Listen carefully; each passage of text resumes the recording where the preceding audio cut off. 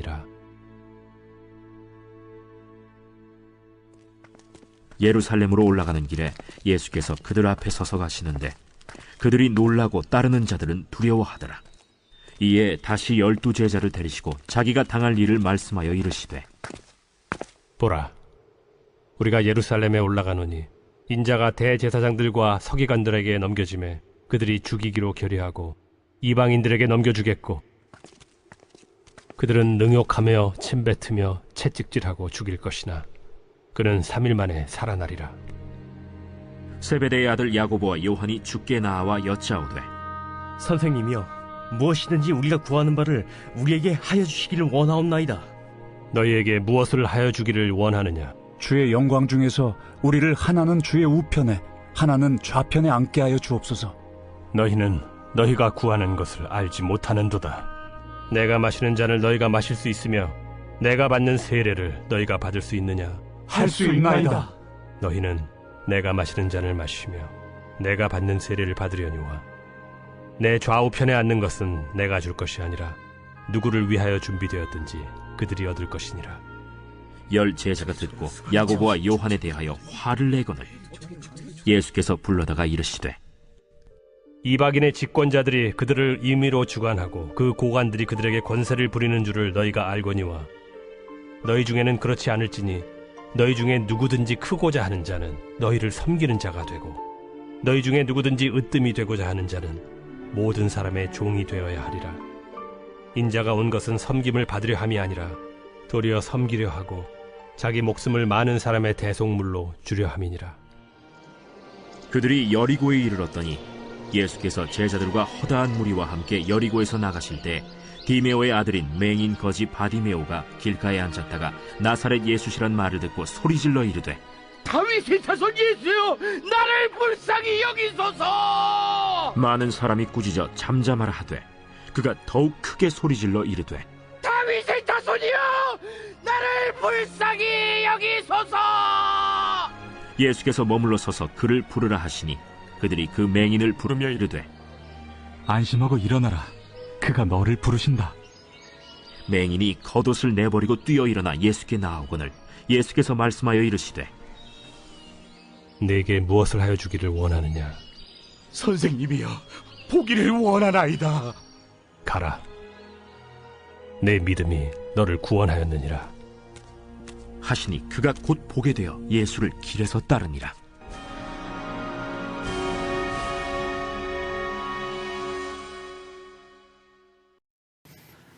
어제 춘천에 있는 한 교회에서 목사 안수식이 있어서 참석하고 왔습니다. 9명의 예비 후보자들이 주님 말씀 앞에서 또 십자가 앞에서 평생 목회자로서의 삶을 결단하고 헌신하는 그런 예식은 좀 긴 시간이었지만, 그래서 사실 좀 어렵게 견뎌야 하는 시간도 있었지만 이미 그 자체로 참 거룩한 예전이고 아름다운 신앙의 결단이 있는 자리다라는 생각이 들었습니다. 목사로서 임직을 맡는 목사가 몇 가지 예전을 거치는데, 첫째는 가운을 입습니다. 목회자로서의 가운을 입는데 주로 흰색이나 보통의 경우는 검은색을 입습니다. 그 검은색 가운을 입는 것은 무슨 의미를 갖고 있는 걸까요? 내가 죽었다의 의미입니다. 그래서 목사 이전과 목사 이후의 삶이 전혀 새롭게 달라졌다라고 하는 것을 스스로 결단하고 또 그 은혜를 누리는 시간을 갖는 것이죠. 더불어서 검은색은 죄를 의미합니다. 내가 주님 앞에서 죄와 같이 아무것도 아닌 자임을 고백하고 나의 삶의 죽음을 선포하는 이 시간을 통해서 예수 그리스도가 드러나기를 원합니다 라는 고백도 있습니다. 더불어 스톨이라고 하는 것을 또 목에 걸어줍니다. 천이죠. 여러 가지의 색깔들이 있습니다만 어쨌든 붉은색 스톨을 걸쳐줍니다. 근데 그 스톨을 걸치는 것은 무엇을 의미할까요? 예수님의 십자가를 의미합니다.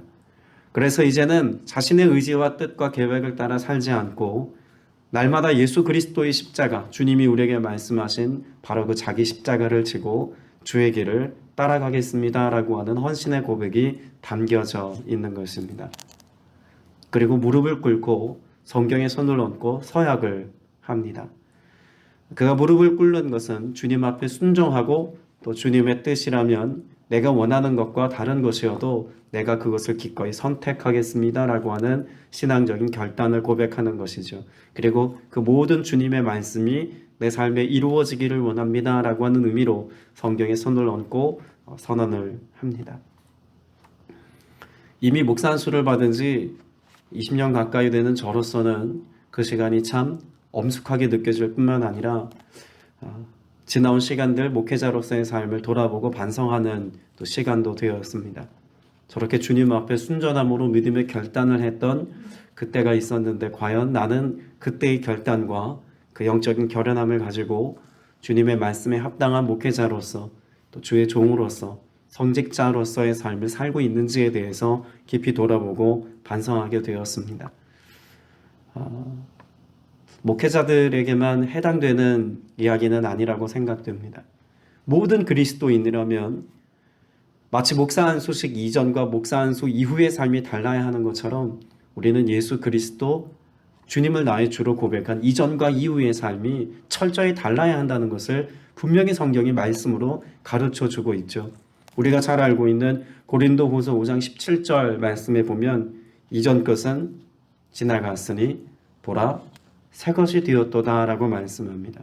여러분, 새 것이 되었다는 것은요, 우리의 상태를 새롭게 해주었다 라고 하는 의미만 담겨 있는 것이 아닙니다. 무엇을 우리에게 의미하고 있는 것입니까?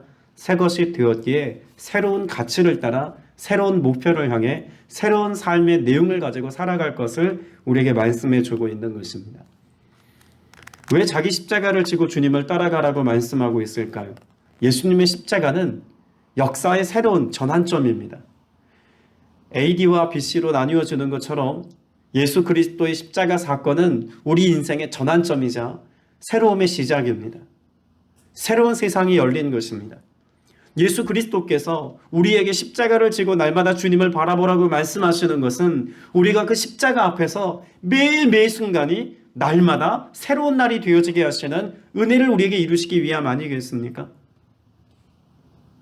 시편에 보면 다윗도 하나님 앞에 무엇을 간청하고 또 기도하고 있을까요? 시편 51편 말씀에 보면 하나님이여 내 속에 정한 마음을 창조하시고 내 안에 정직한 영을 새롭게 하여 주옵소서라고 고백합니다. 여러분, 정한 마음, 깨끗한 마음, 이것을 뭐 해달라고 고백하나요? 창조입니다. 창조주이신 하나님께서 세상의 모든 만물을 창조하신 것처럼 이 땅의 모든 역사를 시작하신 것처럼 내 안에 하나님이 함께 계시는 이 역사가 날마다 새로워지기까지 주님 내 마음이 새롭게 창조되어져야겠습니다. 이전과 다른 삶을 내가 살지 않겠습니다. 이전과 같은 삶을 내가 살지 않겠습니다. 라는 고백이 담긴 건 아니겠습니까? 어제의 삶이 내게 후회되는 삶이었고 염려 있고 근심 있는 삶이었다 할지라도 오늘 예수 그리스도의 십자가 앞에서 내가 어제와 같은 삶을 살지 않겠습니다. 이런 결단을 가지고 우리는 오늘 또 주님 앞에 엎드려 기도하는 것입니다.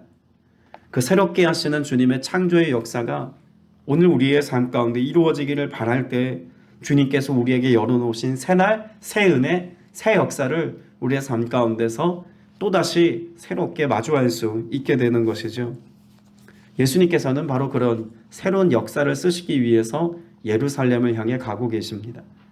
오늘 본문에 예수님께서 제일 먼저 그 따라오는 제자들에게 무엇을 말씀합니까? 33절에 보면 보아라 라고 말씀합니다. 그런데 여기 보아라 라고 하는 말씀에 그 주어가 우리는 예루살렘으로 올라가고 있다라고 말씀하시면서 우리가 지금 무언가를 보고 있다고 말씀하고 있는 내용 아닙니까? 뭘 보고 있을까요? 눈에 보이는 것은 예루살렘입니다. 그런데 예수님께서 제자들에게 보기를 원했던 것은 단지 그냥 예루살렘이 아니었습니다. 무엇을 보기를 원했을까요? 새 예루살렘이었습니다. 새 예루살렘은 어떤 예루살렘이죠? 지금 앞서 가시는 인자가라고 하는 이 단어 때문에 예루살렘은 새롭게 될 수 있다는 것을 제자들은 알아야만 했습니다. 예수님께서는 새로운 역사를 쓰기를 원하신다고 앞서 나누지 않았습니까? 어떤 새로움의 역사일까요? 과거 예루살렘에 모여서 사람들이 그렇게 절기 때마다 예루살렘에 모여서 했던 것이 무엇입니까? 제사입니다. 율법을 지키고 전통을 지키고 절기를 지킴을 통해서 그들은 하나님의 임재를 또 하나님의 용서를 하나님의 자비와 사랑을 누릴 수 있다고 믿었습니다. 그런데 그 예루살렘에 이제 예수 그리스도 앞서가시는 예수님께서 무엇을 함께 말씀하고 계실까요? 예수님께서 고난받으심, 예수님의 순환의 역사가 지금 그곳에 있을 것이다라고 말씀하며 결국에 예수님께서는 그곳에 십자가에 달려 죽으실 것이다라고 말씀합니다. 그리고 죽음으로 끝나지 아니하고 3일 만에 부활할 것이다라고 말씀합니다. 여러분, 이 내용은 한마디로 요약하면 무엇을 말씀하고 계신 겁니까?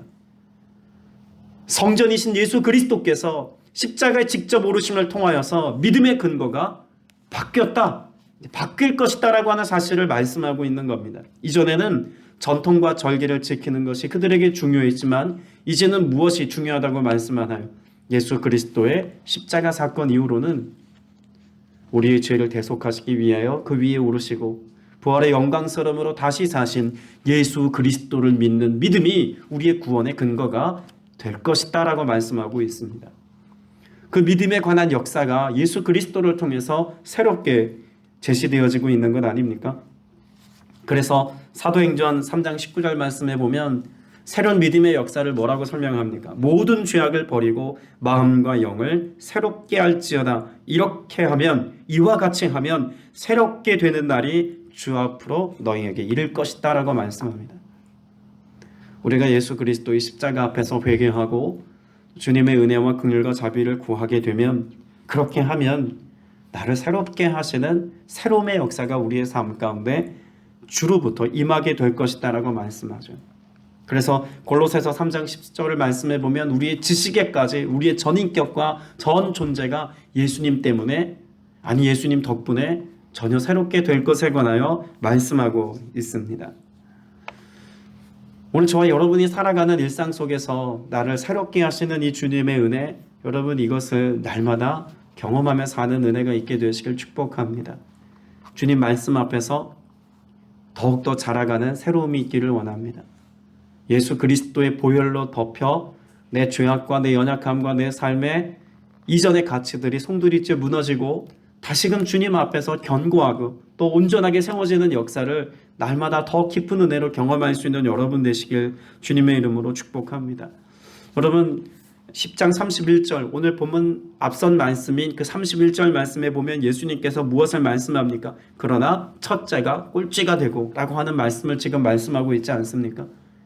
예수님께서 무엇을 이루고 계심을 말씀하고 있는 걸까요? 역사를 완전히 송두리째 바꿔놓고 계시다라고 하는 것을 이 짧은 구절을 통해서 말씀하고 있는 것입니다. 역사의 흐름을 예수님이 바꿔놓으셨습니다. 구원의 기준과 가치를 예수님이 바꿔놓으셨습니다. 이전과는 다른 삶을 우리가 살아야 한다는 사실 또한 우리에게 말씀하고 있는 것이죠. 자, 그런데 오늘 본문 이후에 35절 말씀에 보면 예수님께서 그 제자들과 함께 나누는 대화에 제자들은 예수님께 무엇을 구합니까? 여전히 이전의 것을 구합니다. 세베대의 아들 야고보와 요한이 예수님께 와서 선생님, 우리가 요구하는 것은 무엇이든지 해주시기를 바랍니다 라고 고백하죠. 이것은 이전의 삶의 고백입니다. 우리도 어쩌면 여린 신앙 혹은 성숙하지 않은 신앙의 단계에서는 늘 어떤 고백을 고백하나요? 주님, 내가 이거 원합니다. 내가 요구할 것이 있습니다. 주님, 내가 바라는 것이 있습니다. 이런 바람을 가지고 주님 앞에 나아가죠. 그러나 그리스도의 제자가 되고 성숙한 그리스도인의 삶은 그 삶의 고백이 어떻게 바뀌게 됩니까? 선생님, 요구하시는 것은 무엇이든지 내가 살기를 원합니다 라는 고백으로 바뀌는 것 아닙니까? 예수님께서 지금 제자들에게 기대하시는 바람은 어쩌면 이것이었을지도 모릅니다. 이전과 같은 세상의 것을 좀 더 원하는 것이 아니라 예수 그리스도께서 열어놓으신 새로운 삶의 지평 가운데 주님이 원하시는 삶을 살고 주님의 뜻을 이루기를 기뻐하는 삶을 그렇게 제자들이 살아내기를 주님은 원하셨을 겁니다. 그러나 주님이 원하시는 삶을 감당하며 살아가는 것보다 그들이 원하는 것을 주님이 해주시기를 바라는 것에만 급급한 모습은 세베대의 두 아들의 모습이기만 한 것이 아니라 오늘 이 시대의 원함이고 또 우리의 삶의 바람인지도 모르겠습니다. 오늘 말씀 앞에서 겸손히 무릎을 꿇고 깨어 기도하는 여러분에게 세미한 음성으로 여러분에게 말씀하시고 그렇게 여러분에게 깨닫게 하시는 이 주님의 은혜 앞에서 새로운 삶을 결단하고 또 믿음의 도전을 가지고 나아갈 수 있게 되시기를 주님의 이름으로 축복합니다. 39절 말씀에 보면 제자들은 주님이 마시려고 하는 잔, 주님이 받으려고 하는 세례, 이것을 너희가 과연 받을 수 있느냐라고 말했을 때 당당하게 고백하지 않습니까? 할 수 있습니다라고 말합니다. 여러분, 여기에 나오는 이 할 수 있습니다의 고백은 상식적인 수준, 그 뒤에 이어서 전개될 예수님과 함께 이루어 가야 할 순환 역사를 생각해 보면 이건 그야말로 무모한 선포입니다. 예수님도 감당하기 어려우셔서 겟세마네 동산에서 그렇게 애통하며 기도하셨던 것을 생각해 본다면 할 수 있습니다 라고 말하는 이것은 그야말로 무모한 고백이죠. 아니, 할 수 없는 것을 할 수 있다고 자신하는 어리석음이기도 하고 어쩌면 교만일지도 모르겠습니다. 그런데 이와 같은 삶의 무모한 고백, 무모한 선포는 어디에서 나오는 걸까요? 그 무모함은 바로 무지함에서 나옵니다. 주님을 모르는 상태입니다. 하나님의 나라를 모르는 상태입니다. 주님이 하시려고 하는 일을 모르는 상태입니다. 여러분, 우리가 무모해지는 순간은 언제일까요? 주님의 뜻을 알지 못할 때입니다. 근데 사실 뒤집어 놓고 생각해 보면 우리가 주님의 뜻을 알아도 무모해지기도 하지 않습니까? 사람들 보기에는 무모하지만 주님이 원하시는 것이라면 내가 하겠습니다 라고 하는 것도 무모해 보이기도 합니다. 그러나 그 무모함은 전혀 결이 다른 무모함이겠죠. 여기 39절 이하에 나와 있는 그 무모함이 무지함으로 인하여 나타난 것은 하나님의 뜻과는 상관없이 자신의 생각에 기초한 무모함 아니겠습니까? 주님조차도 그들이 무모하게 원하는 것을 내가 너희에게 줄 수 있다고 확언할 수 없다라고 분명히 말씀하고 있습니다. 그만큼 제자들은 무모한 것을 요구하고 있는 것이죠. 우리의 원함이라는 것이 그렇습니다. 늘 주님 앞에 그 무모한 것들을 원합니다. 어쩌면 무용한 것을 원하고 있는지도 모르겠죠. 오늘 이 하루를 살면서 주님 앞에 엎드려 기도하는 여러분이 기도할 때 주님이 우리에게 뜻하시고 말씀하시고 분별케 하시는 바로 그 지혜력을 가지고 주님의 뜻이 내게 이루어지기를 소망하는 믿음의 기도를 드릴 수 있는 여러분 되시기를 주님의 이름으로 축복합니다. 여러분, 주님이 역사를 새롭게 쓰고 있다는 것을 다시 한번 확인해 주는 말씀이 43절 이하에 기록된 말씀입니다. 주님이 뭐라고 말씀하시냐면 42절에서 이방 사람들의 삶의 모습을 말씀하시면서 백성들을 억압하고 또 고관들이 세도를 부리는 것에 관하여 말씀하시면서 43절에서는 너희는 그렇게 해서 안 된다라고 말하죠. 세상의 방식과 같음으로 살아가지 말라고 말씀합니다. 예수님이 새롭게 열어놓으신 새로움의 역사, 그 역사를 살아가게 될 그 제자들은 전혀 다른 삶을 살아야 한다고 말씀합니다. 어떻게 다른 삶을 살라고 말씀합니까? 위대하게 되고자 하는 사람은 섬기는 사람이 되어야 하고 으뜸이 되고자 하는 사람은 종이 되어야 한다고 말씀합니다. 구원을 이루고자 하는 자는 자신의 생명을 내어주어야 한다고 말씀하고 있습니다. 이건 전혀 다른 삶이죠. 세상의 방식과 방편, 우리가 기존에 일반적으로 상식 수준에서 생각했던 삶의 모습과는 전혀 다른 겁니다. 그런데 그것을 어떻게 하라고 주님이 말씀하고 계신 겁니까? 우리의 새로운 삶의 결단을 가지고 주님이 열어놓으신 새로운 역사 속에서 우리가 살아야 할 삶의 방식이다라고 말씀하고 있습니다. 여러분, 이렇게 살 수 있는 은혜가 주로부터 여러분에게 임하기를 주님의 이름으로 축복합니다. 우리는 어쩌면 그런 삶을 살 수 없습니다. 서두에 제가 목사 안수식에 참여한 이야기를 잠시 나눴습니다만 그 목사 안수식 때 서약하는 내용들, 그 광고지에 나와 있는 내용들을 쭉 훑어보니까요, 와, 정말 어떻게 이렇게 살 수 있을까? 목사인 저조차도 사실은 그것을 자신하기가 참 어렵다 싶은 그런 마음이 다시 한번 들기도 했습니다. 그러나 살아내고 있는 목사님들도 계시겠다라는 생각에 미치면서 한편으로 생각해 보면 우리의 삶 속에 어떤 가치 기준, 하나님이 우리에게 말씀하신 말씀이든 혹은 목회자로서 세상이 기대하는 기대치든 그것 앞에서 살 수 있는 능력이 내게 없음을 인정하는 것, 그리고 주님 앞에 부복하는 것, 그래서 그 능력을 부여받고 그런 삶을 은혜로 살아내는 것, 그래서 세상에 예수 그리스도를 반영하는 것이 우리의 사명이겠다라는 생각이 새로 들기도 했습니다. 어제 순서들이 참 많았습니다. 한 3시간 반에서 4시간 되는 그 순서 가운데 축사를 맡으신 목사님이 단위에 올라가셨는데, 이전에 그 목사님에 대해서 익히 들었던 선입견이 있었습니다. 교수님이시고 목회자이시고 여러 가지 세상에서 권세를 부릴 만한 위치에 있는 터라 얼마나 목회자들 사이에서의 갑질이 심한 분인지를 익히 들었습니다. 근데 그런 분이 축사를 하러 올라가신다는 이야기가 좀 불편하게 느껴지기도 했습니다. 그래서 불편한 마음으로 불편한 분의 이야기를 계속 듣고 있는데, 정말 천둥 같은 목소리를 주님이 그렇게 판단하고 있는 저에게 말씀하셨습니다.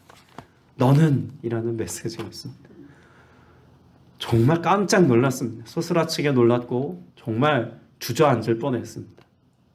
너는, 그 깊은 묵상 앞에서 목사 안수식을 참여하고 있는 저에게 주님이 그 메시지를 주시려고 부르신 것이 아닐까라는 생각이 들 정도였습니다. 어제 강원도 지역에 눈이 많이 왔습니다. 그래서 예식을 마치고 오는 길서부터 눈이 막 쏟아지기 시작하는데요.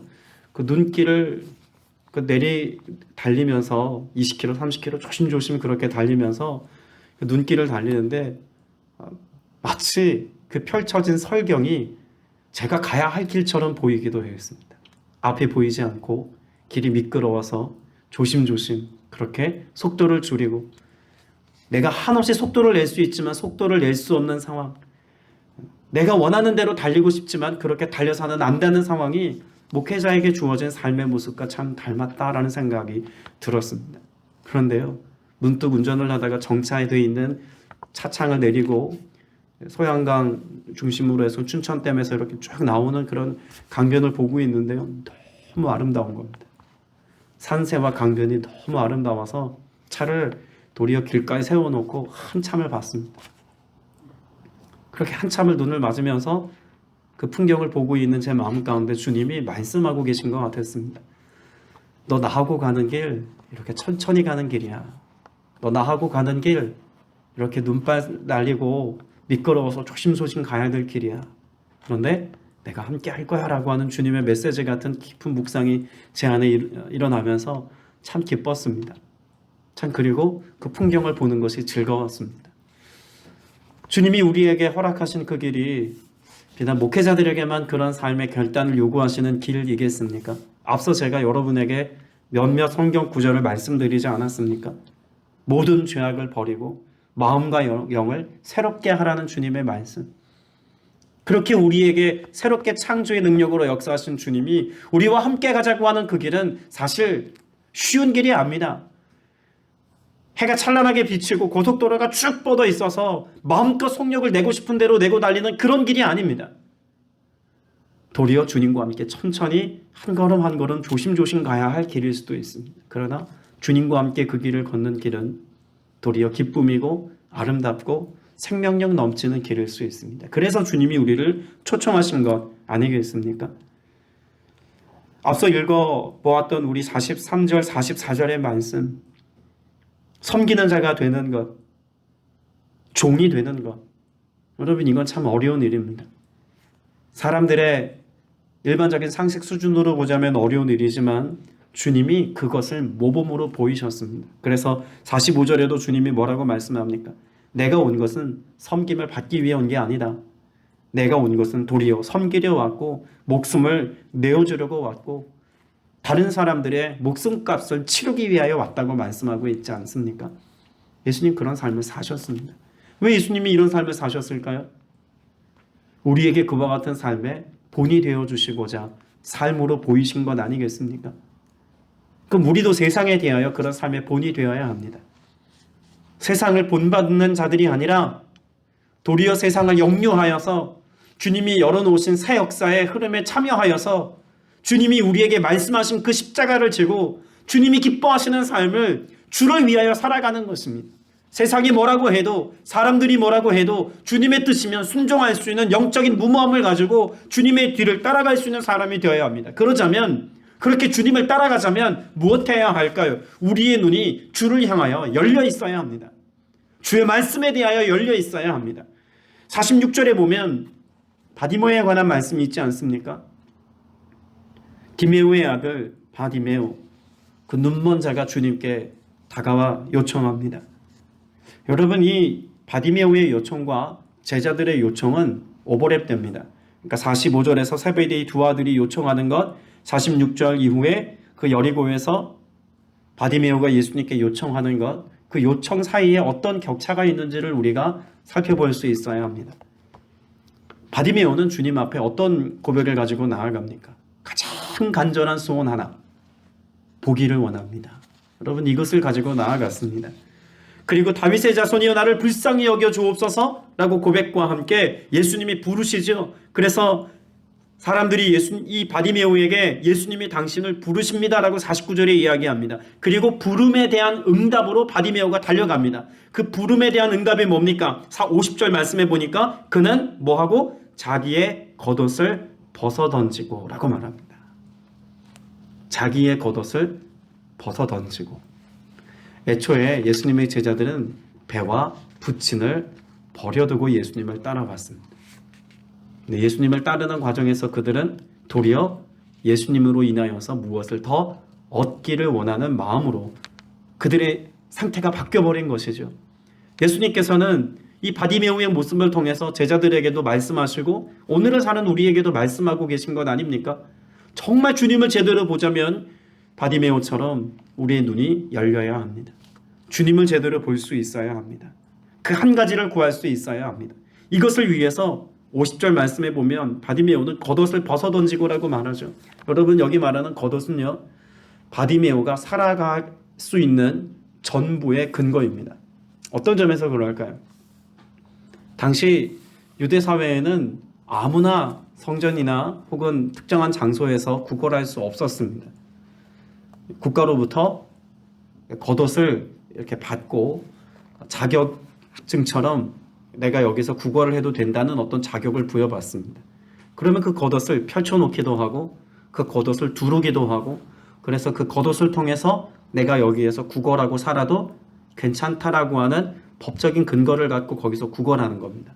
자, 그럼 바디메오, 앞을 보지 못하는, 그래서 아무것도 할 수 없는 바디메오가 그 겉옷을 걸치고 혹은 겉옷을 펼쳐두고 무언가 했던 그 모든 삶의 자리를 박차고 일어나면서 그 겉옷을 벗어던졌다는 것은 만일 눈 뜨지 못하면 그것을 다시 찾을 겨를이 없을지도 모른다는 것을 그는 제일 잘 압니다. 겉옷을 벗어던지고라고 하는 말은 자리를 일어나면서 그 두르고 있던 뭔가를 이렇게 걸치고 있던 것을 벗어던지고의 의미가 아니죠. 도리어 무엇을 벗어던진 겁니까? 이제는 내가 눈먼 자와 같은 삶을 살았던 그 모든 이전의 삶을 다시 살지 않겠다고 하는 믿음의 선포입니다. 모든 것을 버려둔 그의 고백이기도 하죠.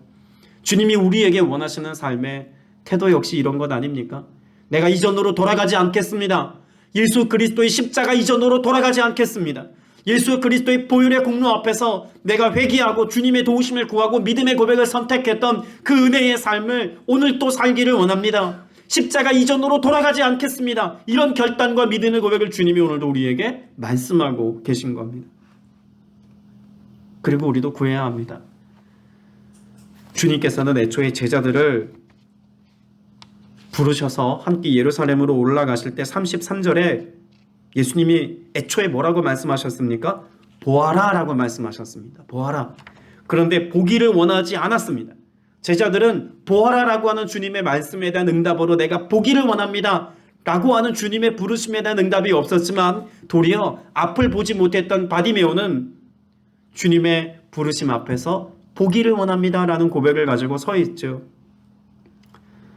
맹인에게 앞을 보지 못하는 사람에게 다시 보기를 원하는 것은 당연한 일이지만, 그러나 이 바디메오를 통해서 영적인 눈이 가리워진 채로 보이지 않는 하나님의 세계, 우리에게 보여주기를 원하시는 그 주님의 십자가, 주님이 함께 걸어가자고 말씀하시는 그 길을 보지 못한 채로 여전히 자신의 원함만을, 세베데의 두 아들처럼 그렇게 자신의 원함만을 요구하고 있는 우리에게도 주님께서 보라고 말씀하고 계십니다. 오늘 여러분의 믿음의 눈을 뜨고 그렇게 주님을 보며 주의 길을 따라갈 때 자기 십자가를 지고, 그래서 주님의 제자로서의 삶을 잘 살아내어서 세상 가운데 예수 그리스도를 드러내고 나타내고 증언하는 저와 여러분 다 되시기를 주님의 이름으로 축복합니다. 기도드리겠습니다. 은혜가 풍성하신 아버지 하나님, 우리가 보고 있다고 생각하기에 좀 더 좋은 것, 좀 더 화려한 것, 좀 더 만족스러운 것을 구하며 살아가는지도 모르겠습니다. 주님, 우리가 제대로 보기를 원합니다. 그렇게 주님을 볼 수 있기를 원하며, 그래서 주님이 보여주신 그 길로 주님과 함께 주의 길 걷기를 원합니다. 십자가의 길, 주님께서 우리에게 말씀하신 고난의 길, 주님 그 길이 고난과 순환의 삶이기만 하지 않은 것은 이미 다 이기시고 승리하신 부활의 주님과 우리가 함께 걷기 때문인 것을 믿습니다. 오늘도 주와 함께 그 길을 걸어 주님의 이름을 나타내며 주의 형상을 드러내며 주의 영광을 반영하는 믿음의 권속들 다 되어지기를 원하오니, 성령님 오셔서 우리를 전혀 새롭게 하신 이 은혜와 감격으로 오늘 또 살게 하여 주옵소서. 주님의 뜻이 이루어지기를 원합니다. 주님의 말씀을 성취하는 삶을 살아가기를 원합니다. 성령의 인도하심을 따라가기를 원합니다. 권능으로 역사하시고 내베풀어 주옵소서. 주의 선한 능력으로 오늘의 삶을 주관하시고 인도해 주실 것을 믿사오며 살아계신 우리 구주 예수 그리스도 이름으로 간절히 기도드렸사옵나이다. 아멘.